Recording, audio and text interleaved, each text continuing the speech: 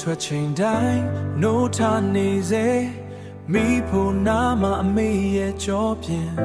ဟင်းအိုးတွေကအငွေတွေချတိတ်ဆိတ်စွာပြင်ဆင်ပေးတယ်စူညံတဲ့ကဘာကြီးထဲမှာအမေကအေဂျင့်နဲ့ရိမ်မြုံမျက်စိနဲ့အေဂျင့်နဲ့ရိမ်မြုံမျက်စိနဲ့မမြင်ရတဲ့အရာဒါပေမဲ့အရေးပါဆုံးပဲလူတွေတတိမထားမိခမအမေကအရာရာကိုဖြည့်စေအမေဟာစားတဲ့ပွင့်လို့ပဲဘဝကိုအရာသာပြည့်စေတယ်ပြောင်းကွယ်သွားတဲ့အထိပေးဆက်တယ်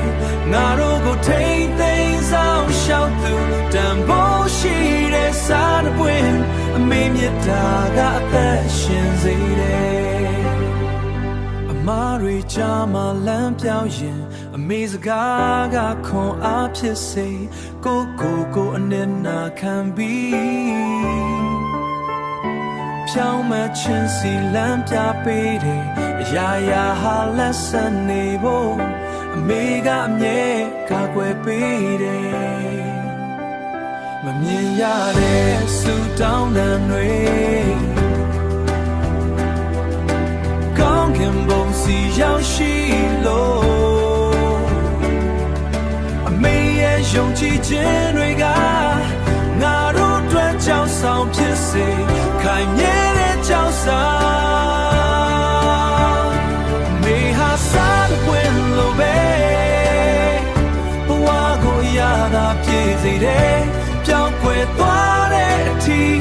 ပေးဆက်တယ်ငါတို့ကိုထိမ့်သိမ်းဆောင်ရှောက်သူတန်ဖိုးရှိတဲ့စားတဲ့ပွင့်အမေမြတ်တာကအသက်ရှင်စေတယ်